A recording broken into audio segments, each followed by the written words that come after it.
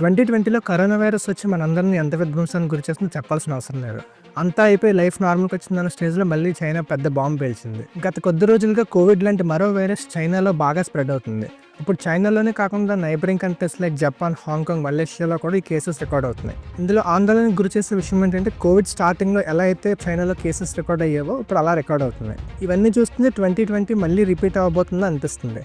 Coincidence ఏంటంటే 2020 and 2025 calendars చూసుకుంటే జనవరి ఒకేలాగా ఉంది. అండ్ రెండు కూడా WTFతో స్టార్ట్ అవుతున్నాయి. What the F? అసలేంటి కొత్త వైరస్? మరో లాక్డౌన్ రాబోతుందా? డీటెయిల్గా మాట్లాడుకుందాం.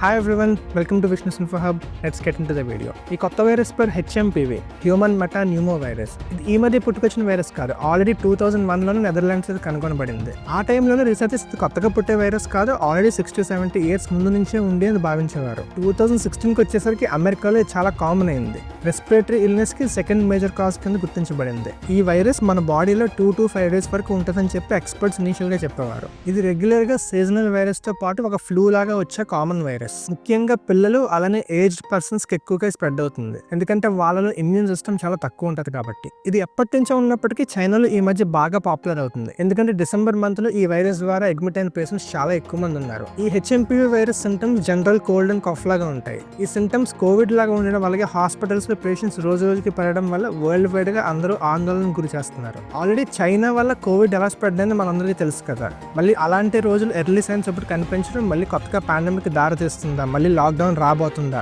అని చాలా మంది భయపడుతున్నారు. చాలా మంది experts in health care department వాళ్ళు ఇది రెగ్యులర్ గా సీజనల్ డిసీజ్ లాంటిదేనని ఎవరు కూడా భయపడాల్సిన పని లేదని చెప్తున్నారు. ఆల్రెడీ మలేషియాలోనే 2023 వైరస్ మీద కేసెస్ ఉన్నాయి. అరౌండ్ 225 ఉండే మలేషియాలో. అది 2024లో మలేషియా మొత్తంలో 327 కేసెస్ మాత్రమే రికార్డ్ అయ్యాయి. అండ్ ఈ నెంబర్ కూడా చిన్నదవడం వల్ల మలేషియా హెల్త్ డిపార్ట్మెంట్ కూడా పెద్దగా ఆందోళన గురవ్వాల్సిన విషయం లేదు, ఇది నార్మలే అని చెప్తున్నారు. ఈవెన్ ఇండియన్ హెల్త్ మినిస్టర్ కూడా ఇది కరోనా వైరస్ లాంటిది కాదని, నార్మల్ సీజనల్ డిసీజ్ లాంటిదే అని ఎవరు కూడా భయపడాల్సిన పని లేదని చెప్తున్నారు. ఇంతవరకు HMPV వైరస్ కి మెడిసిన్ అనేది లేదు. సో ఆటోమేటిక్ గా 2 to 5 days తర్వాత బాడీ నుంచి బయటకు వెళ్ళిపోతుంది. సో ఎవరు కూడా భయపడాల్సిన పని లేదు.